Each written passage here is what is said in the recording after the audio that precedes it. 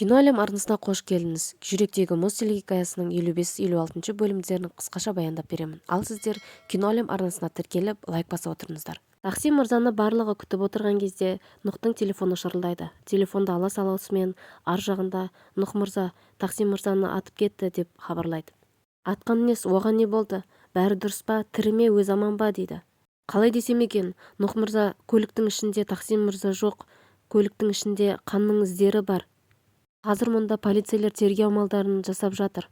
Қазір мен дереу барамын дейді Нұх. Сөйтеді де телефонды қоя салысымен ашулы көзбен Тақсим мырзаны атып кетіпті дейді. Барлығы таңғалып, не, аман бекен, оған не болды деп сұрайды. Сол кезде Нұх Джиханның бетіне қарап, не болғанын білгің келеді ме? Керісінше, мен сенен сұрайын. Сен не істедің Тақсим мырзаға дейді. Айтқан не Джихан? Сен істедің ғой бұны, иә? Жауап бер дейді.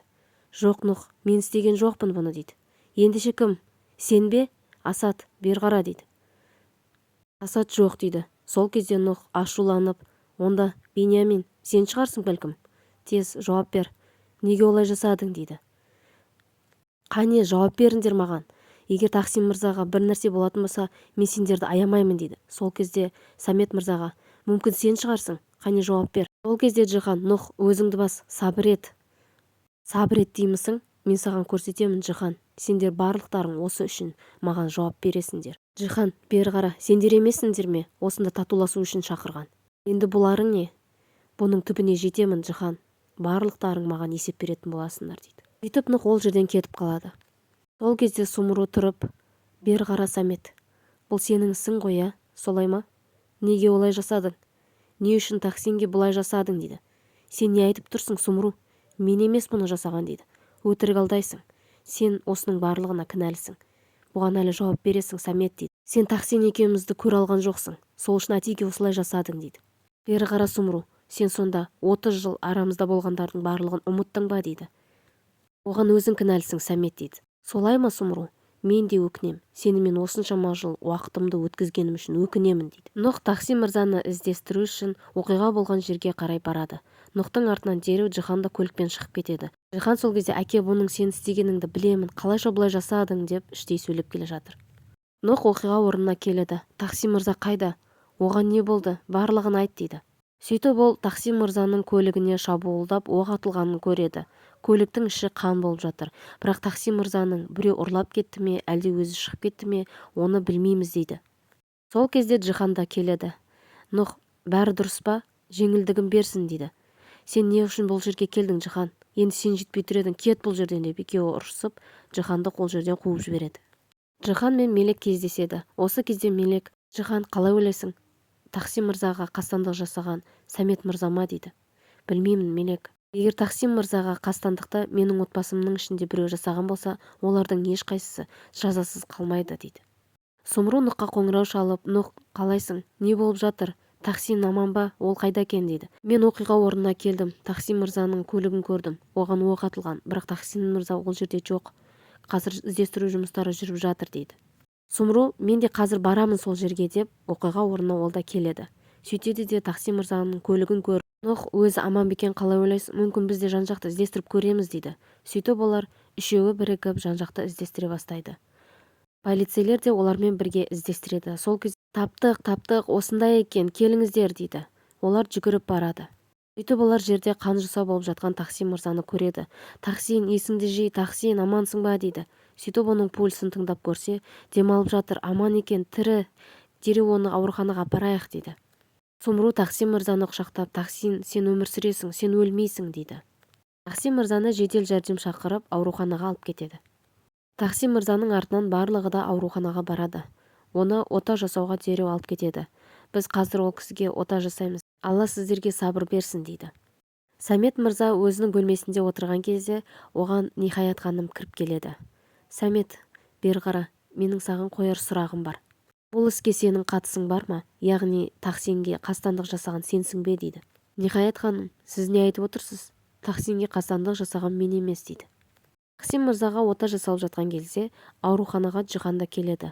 Алла жеңілдігін берсін, жазылып кетсін дейді. Сол кезде Нұх, Джихан, бер қара, неге қайта-қайта келе бересің? Сені көргім кеп тұрған жоқ. Бұл жерден кет деп ұрсады. Тақсим мырзаға ота жасалып болады. Дәрігерден барлығы Тахсин мырзаның жағдайы қалай деп сұрайды. Біз қолымыздан келген жасадық, денесінен оқталып шықтық дейді. Тахсин мырза жазылып кетеді ме? Енді бәрі артта қалды ғой, ол кісі өмір сүреді ғой дейді. Біз қолдан келген барлық амалды жасадық, қалғаны Тахсин мырзаның қолында дейді. Жихан бұл қастандықты кім жасады екен деп үй ішілерінің әрқайсысынан күдіктене бастайды. Бұл есігінің алдында отырған кезде үйден Хикмет ханымның шығып көлікке отырып кетіп бара жатқанын көреді. Сөйтеді де артынан аңдиды. Түнделетіп бұл қайда бара жатыр? Қазір көреміз дейді. Хикмет бір кафеге келіп отырады. Сөйтеді де оның қасына Жихан келіп, отырсам бола ма дейді. Сен мұнда қайдан жүрсің дейді. Ал сен ше, өзің не істеп жүрсің? Сағат түнгі 11 болды. Сен кіммен кездеспекшісің дейді. Жихан, мен не саған есеп беруші ме едім? Қайда барамын, не істеймін, кіммен жолығамын, мен өзім білем ғой дейді. Иә, көрейік жолығатын адамыңды дейді. Сол кезде Хикмет ханымның қасына Сүмру ханымның бастығының әйелі келеді. Сөйтеді де Жихан оның қастандық жасамағанын бірден түсініп, жарайды, мен сендерді жалғыз қалдырайын дейді да, ол жерден кетіп қалады. Хикмет Нихал ханымға, сіздің күйеуіңіздің жоғалып кетуі ол сәйкестік емес. Менің Сүмру мен Тахсин мырзаға күдігім бар дейді. Қалайша, не айтып тұрсыз, Хикмет ханым, ашық айтыңыз дейді. Сіздің күйеуіңіздің дүкенін кім сатып алғанын білесіз бе? Иә, Тахсин мырза сатып алды. Тахсин мырза сатып алды, бірақ оны Сүмру басқарып жатыр, солай ма? Бұның артында бір гәп бар. Бұл сәйкестік емес. Мүмкін сіздің күйеуіңізді өлтіріп кеткен болар. Неге соны анықтамайсыз деп оған ой салып қояды. Мына жерде Нох ашуға булығып шансаландардың үйіне келеді де олардың есігінің алдына қарай оқ жаудырады. Сөйтеді де оқтың дауысын естіген барлығы шулап, "Өкім, әке, Жихан бізге оқ атып жатыр" дейді. Ол кезде Нох, "Жихан, Жихан деп тұрмын, шық далаға, шық" деп айғайлайды. Самет мырза, бұл не шу, бұл кім болғаны деп төмен қарай түседі. Нох дереу киімін киіп сыртқа қарай шықпақшы болады. "Бәрі дұрыс әке, қазір мен бар шешіп келемін" дейді. "Жихан, шықпа, сені атады қазір, шықпа деймін" деп айғайлайды әкесі. Сөйтіп Жихан сыртқа шығады. "Нох, кел бері, кел" дейді. "Қылмысты жасарларыңды жасап алып, үйде отырсыңдар ма?" Жихан сол кезде, "Нох, сабыр ет, мен айттым ғой, оны жасаған біз емес. Егер менің отбасымнан біреуі жасаған болса, олар жазасыз қалмайды, саған уәде беремін" дейді. "Жихан, сендер қол алыстыңдар, бізбен татуласамыз дедіңдер, бірақ сендер сөздерінде тұрған жоқсыңдар." Жихан сол кезде, "Нох, біздің ол келісіміміз әлі күшінде. Мен сенімен жауласқым келмейді, өйткені мен Мелекке уәде бергенмін" дейді. Жихан Нохқа, "Біздің Мелек екеуміздің арамыз енді жақсарып келе жатқан кезде, бұлай жасағаның болмайды, Нох" дейді. "Біз тұтас бір отбасы болмақшымыз, жақында баламыз өмірге келеді. Сен менің баламның нағашы ағашысың" дейді. Сол кезде Нох ашуланып, "Саған Мелек те жоқ, бала да жоқ" дейді.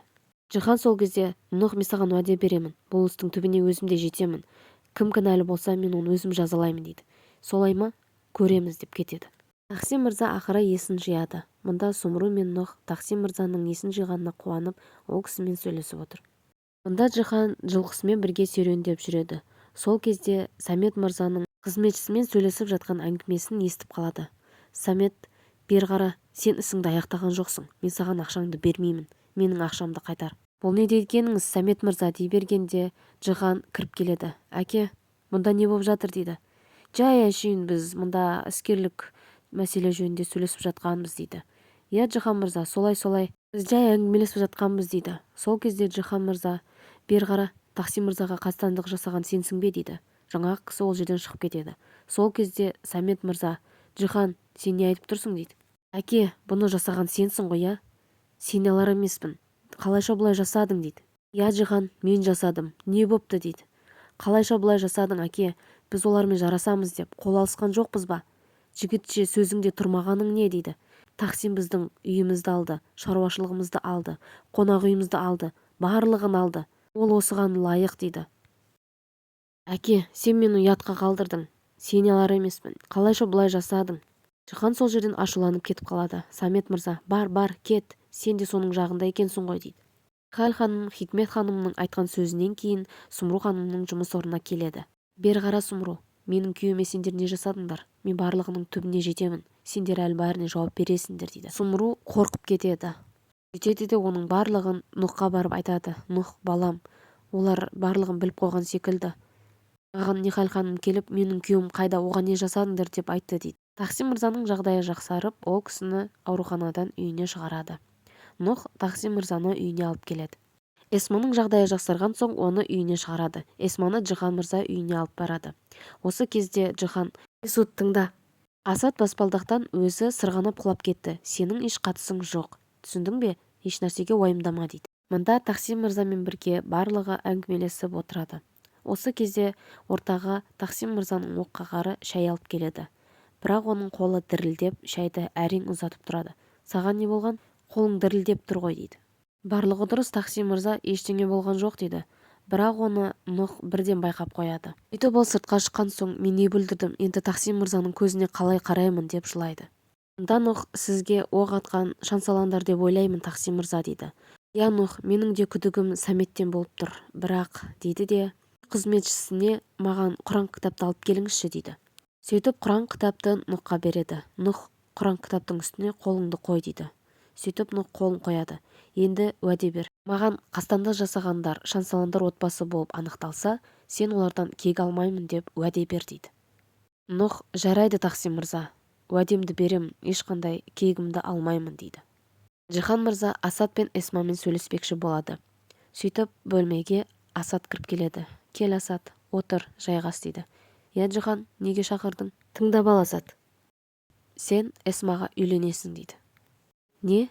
Қайдағын айтып тұрсың? Қайдағы үйленген Джихан дейді. Эсманың аяғы ауыр, баланың әкесі сенсің. Иә, білемін Джихан. Эсма баланы алдырады дейді. Қайдағын айтпа Асад. Сен баланың өміріне жауап бересің. Оған үйленесің деп тұрмын, естідің бе дейді. Джихан, мен үйленбеймін, баланы алдырасың, Эсма бері қара дейді. Эсма, сен екеуміздің арақатынасымызды өзің де қалаған жоқсың ба? Мен сені зорлаған жоқпын. Сен де өз еркіңмен осыны қаладың ғой дейді. Асад, қыздың өмірі кейін не болмақ? Сен мейлі үйленесің. Ал бұл ше, баланы қалай асырайды? Кейінгі өмірі не болмақ, сен соны ойладың ба дейді. Эсма ол жерден жылап шығып кетеді. Джихан ашуланып Асадқа, екі құлағыңмен де тыңдап ал. Мен саған Эсмаға үйленесің дедім бе? Бітті, үйленесің дейді. Мелек пен Джихан кездеседі. Осы кезде Мелек Джиханға, Джихан, білесің бе, бүгін Тақсим мырза Нұхтың қолын Құран кітапқа қойғызып, егер сен маған қастандық жасағандар шансаландар болса, сен оларға ешнәрсе жасамаймын деп уәде бер деп айтқызды дейді. Тақсим мырза Нұхқа солай айтқызды ма дейді. Я Джихан дейді. Осы кезде Мелектің артынан әдеттегідей Нұх жетіп келеді. Мелек, сен неге онымен сөйлесіп тұрсың? Жүр кеттік үйге дейді. Мелек, не істеп тұрсың? Нұх, жібер қолымды, бармаймын дейді. Джихан, Нұх, естімесің бе? Сенімен бармаймын деп тұр. Жібер ғане дейді. Сол кезде екеуі әдеттегідей ұрсысып кетеді. Екі ортада қалған Мелек шыдай алмай, жетер енді, жетер. Білесіңдер ме, мен осының бәрінен шаршадым. Екеуіңнің араларыңа түсем деп шаршадым. Сендер мені ойламайсыңдар деп кетіп қалады. Мында Асад, маған Джихан Эсмаға үйленесің деп айтты деп тұр. Жетіскен екенбіз. Енді жаңалықтарда шансаландардың ұлы қызметшіге үйленіпті дегенді еститін боласыңдар дейді. Асад, мен Эсмаға үйленгім келмейді дейді. Нихаят ханым, үйленесің. Асад, үйленесің дейді. Хикмет болса, Сәмет, сен неге үндемейсің? Бірдеңе десеңші дейді. Не айтайын Хикмет, онсыз да миым ашып тұр. Білгендерің істеңдерші деп кетіп қалады. Мында Нихаят ханым Сумруға Эсманың Асадтан ауыр аяқ екенін айтып отыр. Джихан Эсмаға үйленесің деп отыр. Асад оған қарсы. Сумру, бер қара, Эсма бұл баланы қалайда өмірге алып келу керек. Біз ол баланың өміріне балта шаппауымыз керек дейді. Содан соң Нихаят ханым мен Сумру Эсмамен сөйлесу үшін кездеседі. Кел Эсма, отыр жайғас. Эсма, барлық жағдайдан хабарым бар. Асадтың бұл қылығы жарамады. Бірақ біз анам екеуміз сені әрқашан қолдаймыз дейді. Сен қандай шешім қабылдасаң да барлығына келісеміз дейді. Джихан мен Мелек кездеседі. Осы кезде Джихан, Мелек, мені кешірші. Мен барынша өзімді ұстаймын деймін да, бірақ Нұх өзі мені мәжбүрлеп жатыр дейді. Мелек, қашанға екеуміз осылай жүре береміз? Кел, екеуміз үйленейікші дейді. Үйленейікші дейсің бе? Я, үйленейік. Қызымыз да менің көз алдымда өскенін қалаймын дейді. Қыз деймісің? Мүмкін ұл шығар дейді. Я, мүмкін. Білесің бе Мелек, мен таңертең тұрған кезде жанымда сендердің болғандарыңды қалаймын. Сен оны қаламайсың ба дейді. Әрине Джихан, мен де оны қалаймын. Ендеше үйленейік та Мелек дейді. Мен ол үйден кетемін, сен де Тақсин ағалардың үйінен кетесің. Екеуміз осы үйде тұрамыз дейді. Білем Мелек, бірақ екеуміздің үйленуімізге Нұх қарсы болады. Бірақ мен оған қарамастан саған үйленгім келеді дейді. Мелек Джиханға, мен олай жасай алмаймын дейді. Мелек Джиханға, осы Тақсим мырзаның оқиғасы болмағанда Нұх барлығына келісіп тұрған дейді. Мелек, бұл іске біздің кінәміз жоқ қой. Неге оның жазасын біз өтеуіміз керек? Баламыз ше, ол жазықсыз баланың не қатысы бар дейді. Джихан Мелекке: Мелек, барлық нәрсе саған байланысты болып тұр. Егер сен табан тіреп алсаң, барлығы да болады дейді. Сонда не демекшін Джихан? Нұх менің егізім, ол менің бауырым. Мен оның келісімінсіз олай жасай алмаймын дейді. Ниһаят ханым мен Сумру Эсманы дәрігерге алып келеді. Осы кезде дәрігер: баланы алдырудағы шешіміңіз соңғы әрі нақты шешіміңіз бе деп сұрайды. Сол кезде Эсма иә деп жауап береді. Мында Тахсин мырза Самет мырзаның үйіне барады. Сөйтіп ол Саметке: тез мына үйді босат дейді. Не айтып тұрсың Тахсин? Біз қол алысқан едік қой дейді. Ешқандай да. Мен бұл үйді қайта алатын болдым. Қане үйді босат дейді. Оны естіген Самет мырзаның жағдайы күрт нашарлап қалады. Осы кезде Тахсин мырзаға қоңырау шалады. Тахсин мырза, тезірек үйге келіңіз, үйге полицейлер келіп үйді тінтіп жатыр дейді. Тахсин мырзаның үйіне тергеуші келіп есікті қағады. Сол кезде есікті Анис ашады. Біз тергеу бөліміненбіз. Үйді тінтуге рұқсат қағазымыз бар дейді. Не үшін тінтімекшісіңдер? Не болды дейді. Біз мәйітті іздеуіміз керек дейді. Қандай мәйіт деп шошып кетеді. Тахсин мырза үйіне дереу жетіп келеді. Сөйтіп үйінің айналасын тінтіп жатқан тергеушілерді көреді. Сумру да келген болатын. Сол кезде Тахсин мырза: Сумру, тыныш, еш нәрсені білдірме. Әйтпесе олар сезіп қояды дейді. Мында Мелек: түсінбеймін, үйдің айналасынан не іздеп жүр? Қайдағы мәйіт? Бұның бәрі Самет мырзаның ісі болса керек дейді. Тахсин, мен қорқып тұрмын. Егер олар біліп қойсашы, не істейміз дейді. Тыныш Сумру, тыныш. Бәрі дұрыс болады дейді. Тергеушілер итімен бірге ауланы іздестіреді. Жан-жақты қараңдар. Осы кезде тергеушілердің иті бір иісті сезеді. Міне, комиссар осы жерді көрсетіп тұр дейді. Қане сол жерді қазыңдар дейді. Барлығы аң-таң болып қарап тұрады. Қалай ойлайсыз, мәйітті сол жерден іздеп таба алады ма? Өз ойыңызды комментарийға жаза кетіңіз. Келесі бөлім қызықтарын жіберіп алмас үшін Киноәлем арнасына тіркеліп кетіңіз.